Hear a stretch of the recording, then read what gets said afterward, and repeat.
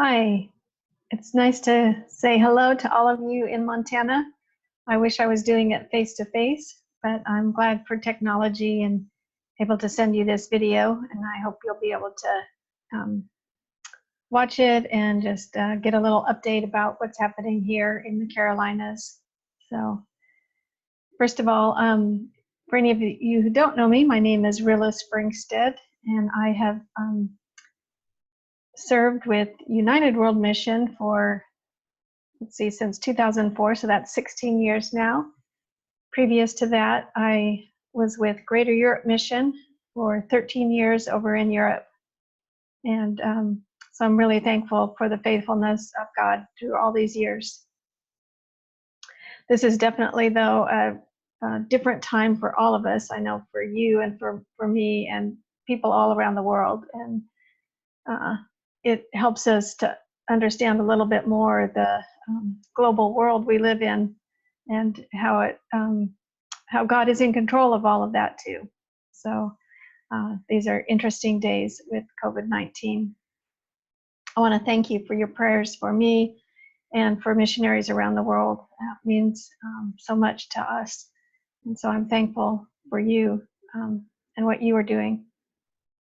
I thought it might be interesting for you to hear a little bit of an update of what's been going on here. Like you, life became disrupted so quickly. I don't know if you were like me, but at first I was like, yeah, this is not going to be anything. Why are they so concerned about it? We had missionaries serving in Asia, and when we first heard that China was shutting down and not letting people go into certain cities, I thought, wow, how strange. And yet that quickly changed and became so much more serious than I had first realized. But I'm thankful for countries and nations that have been careful about the spread of the virus, and thankful that hopefully we can have some of this contained and that more lives will not be lost. Like you, probably so many things began to close down, and so we had a large gathering. We had reached our goal of 100 people that were coming to an event in Washington, D.C. I'd been on a planning team to help prepare for this conference that was going to happen April 3rd. And so we had to begin to change plans, to shut that down, to inform everyone, to begin to look for new dates, to hopefully, and thankfully the hotels were, and Museum of the Bible, which is where we were going to hold our event, were gracious in letting us change our dates to next year. But many other events that I've been helping to plan. We had a leadership conference in June that we've canceled and are finding new dates for. We had other meetings being planned around the world, in Costa Rica and various places. And so all of those plans got on hold, and as people and airlines stopped working and people can't travel. Part of my job in HR is to help our missionaries as they come home for home ministry assignment, HMA, or when they're coming back permanently, to let donors know and supporters know. So I worked with about 14 missionaries coming back to the U.S. Most of those are younger people who were out for a short amount of time, and they knew that if they did not come back at that time, they would not be able to return for, and of course the timing was uncertain. It looks now like things will open up in a few months, but we still don't know for sure. Each country will be different, I'm sure. And we don't know when flights will open up again. And so people were scrambling to get to a place where they felt safe. Oftentimes parents wanted them home. And so worked with people. There was one young lady in Moldova who thought she didn't need to come home, and then realized her father was not in good health, and really she wanted to be here if something were to happen. So the embassy was able to get her on a flight I worked with another lady in Uganda, who again, the flights were out, and in fact, in Uganda, the government did not even wasn't letting anyone drive. So they had to get special permission to drive to the airport, and the embassy had a flight for them. So lots of hurry up and wait and see what God's going to do and how he's going to answer. There's a few of our families who were planning to return to the field and are here in the US still because of flights being canceled or countries closing their borders, as well as a couple families who had wanted to come home, but because flights were canceled or flights were not available, filled up, they remained in their country. As you think of missionaries around the world, I know they would appreciate your prayers for not only safety, but just that they will have opportunities of reaching out where they're at. And we know God places people in certain places to do his will. I am so honored and proud of our missionaries who have been reaching out to the people in their country. And a number of our missionaries in India, in Costa Rica, in Brazil, in Belgium, Mexico, have been reaching out to try to help people who are without food. A number of the countries have workers who really live on what they earn every day. And so when there's no work, then they're in a dire situation. Costa Rica is a country that lives off of its tourism, and of course there's no tourism. In India, there are a lot of workers who are migrant workers and who have no transportation. And so in order to get home, they've really just had to walk. There's no other way because there's no public transportation going.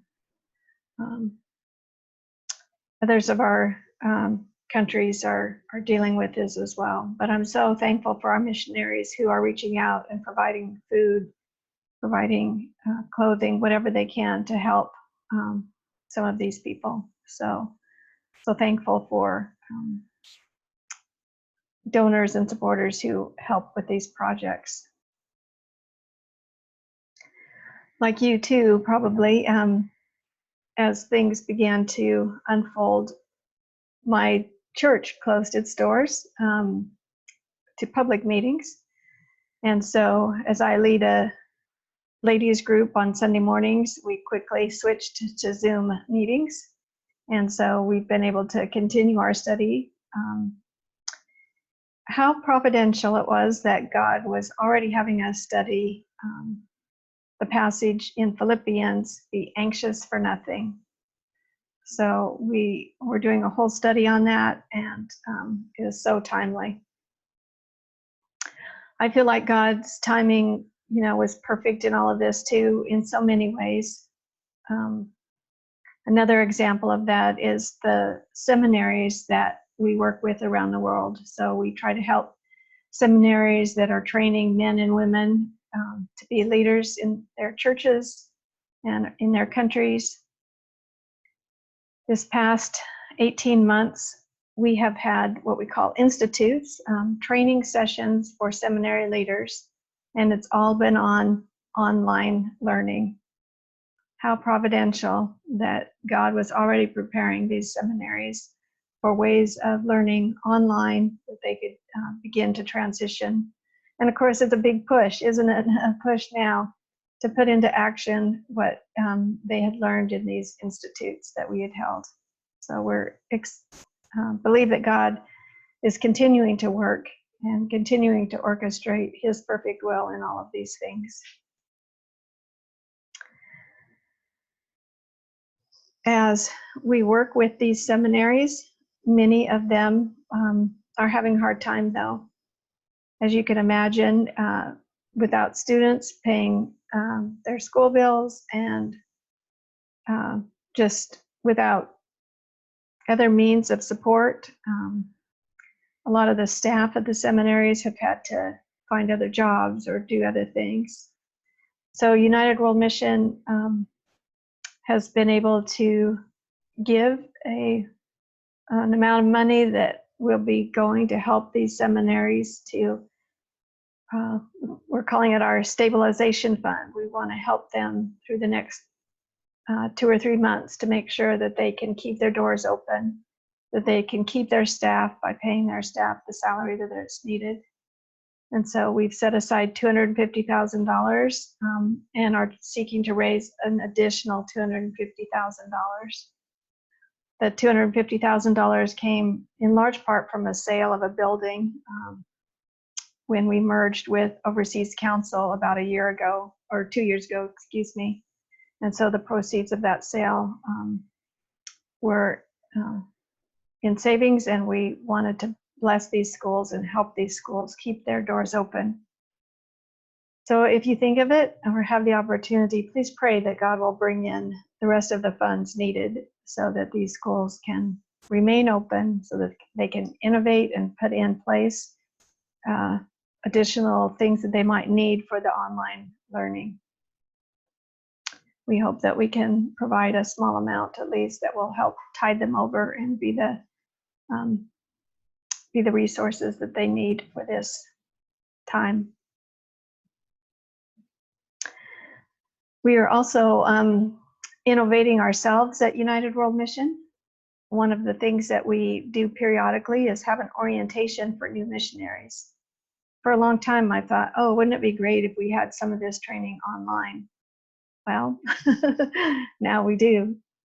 About a week ago, I did some videos to help to train our new missionaries in their finances and their support schedules, what they need to live in Costa Rica or in Belgium or whatever country they might be going to.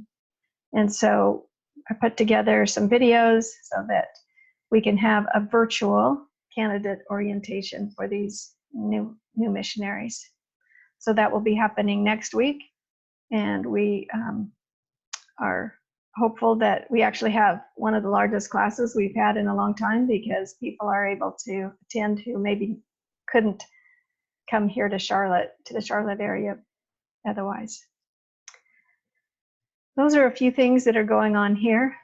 I'm sure you've been innovating too, finding new ways of coping, finding new ways of getting groceries or doing without, or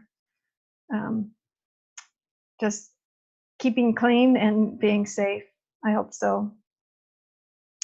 As I think about what God is doing, I honestly don't know what all he's doing, but I know that he's in control, and I know that he holds the future, and I know that he holds us in his hands.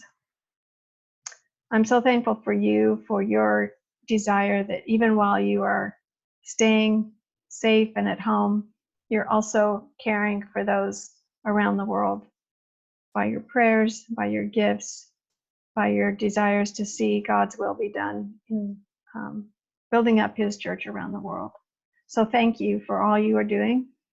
I pray that I too, as I huddle down, will also expand in what I'm doing, and we can together be effective around the world and be a part of what God is doing.